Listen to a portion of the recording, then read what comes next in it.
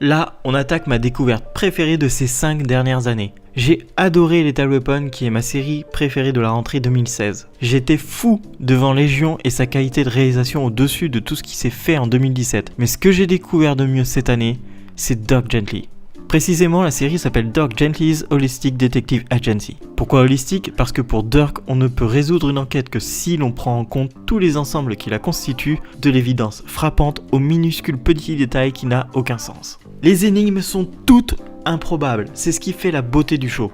Ces énigmes trouveront toujours une réponse encore plus improbable, voire farfelue, mais qui se trouvera toujours exacte. Dirk possède un curieux don de voyance, mais il plaidera toujours la coïncidence malheureuse. Dirk attire vers lui tous les phénomènes surnaturels malgré lui.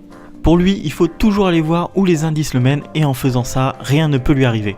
Dirk est accompagné de Todd, trentenaire paumé qui devient son assistant et meilleur ami malgré lui. Todd, c'est Frodon Sake, Elijah Wood pour les incultes. Ce mec est fait pour les séries absurdes. Il l'a déjà prouvé avec Wilfried. Gros talent d'acteur du monsieur parce qu'on lui fait faire n'importe quoi dans la série.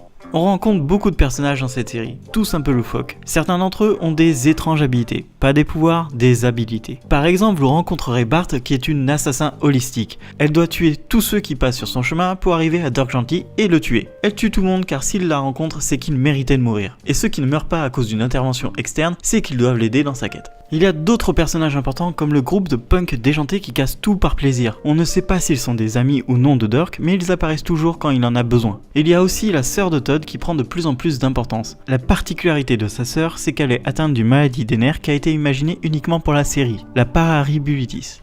Cette maladie cause des hallucinations très douloureuses à la personne. Si la personne imagine qu'elle est en feu, elle ressentira cette douleur. C'est incroyablement prenant pour une maladie qui n'existe pas.